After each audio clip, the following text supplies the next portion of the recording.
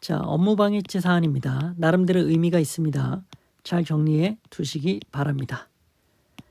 무자격자가 개설한 의료기관에 고용된 의료인의 진료 업무가 업무방해죄 보호 대상이 되는 업무냐?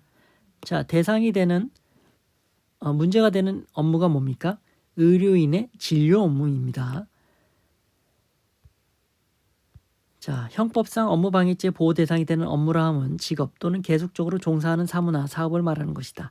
타인의 위법한 행위에 의한 침해로부터 보호할 가치가 있는 것이면 되고 그 업무의 기초가 된 계약 또는 행정행위 등이 반드시 적법해야 하는 것은 아닙니다. 반드시 적법해야 하는 것은 아니다.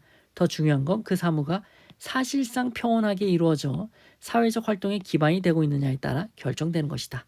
따라서 그 업무의 개시나 수행 과정에 실체상, 절차상 하자가 있다 하더라도 그 정도가 반사회성을 띠는 데 이르지 아니한 이상 업무방해죄 보호 대상이 된다. 반사회성을 띠면 업무방해죄 보호 대상이 안 되죠. 따라서 그 업무를 방해했다 하더라도 업무방해죄 성립하지 않습니다. 반사회성을 띠지 않고 실체상, 절차상 하자가 있는데 그치는 경우다. 여전히 업무방해죄 보호 대상이 되고 그를 방해하면 업무방해죄 유죄가 될 수 있다는 겁니다. 자, 의료인이나 법인이 아닌 자가 의료기관을 개설하여 운영하는 행위는 업무방해죄 보호 대상이 되는 업무에 해당하지 않는다. 무슨 말이죠? 무자격자가 의료기관을 개설하는 행위는 반사회적이라는 겁니다. 따라서 보호 대상이 되지 않고 일을 방해했다 하더라도 업무방해죄 성립하지 않는다라는 얘기죠. 하지만 이를 구별해야 됩니다. 그러나 무자격자에 의해 개설된 의료기관에 고용된 의료인이 환자를 진료한다고 해 그 진료 행위 또한 당연히 반사회성을 띠는 행위라고 볼 수는 없다. 무자격자가 의료기관을 개설하는 행위는 여지가 없습니다. 반사적이다.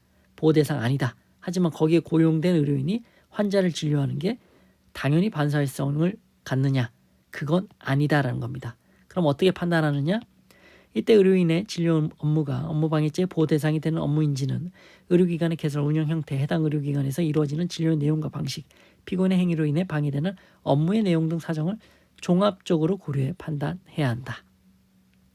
원심은 무자격자 개설 의료기관 운영 업무가 업무방해죄 보호 대상이 아니다라고 전제한 다음에 거기에 고용된 의료인의 진료 업무도 마찬가지라고 보았습니다.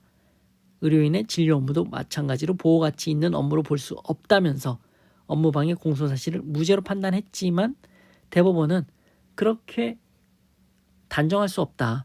무자격자가 의료기관 개설하여 운영하는 행위는 업무방해죄 보호 대상이 되는 업무가 아니다. 이거는 자명하다. 하지만 거기에 고용된 의료인이 환자를 진료하는 행위도 당연히 업무방해죄 보호 대상이 될 수 없다고 볼 것이냐? 그건 아니다. 종합적으로 고려해서 업무방해죄 보호 대상이 될 수 있다. 즉 방해를 하면 업무방해죄가 성립할 수 있다라는 거죠. 다시 판단하라고 원심을 파기환송했습니다. 그래서 양자를 구별해 두시죠. 무자격자 의료 개설 행위는 보호 대상이 아니다. 근데 거기에 고용된 의료인의 환자 진료 행위는 보호 대상이 될 수 있다라는 것이고 그것은 여러 가지 사정을 종합적으로 고려해서 판단해야 한다라는 겁니다. 자, 이 정도로 정리해 두시기 바랍니다. 마치겠습니다.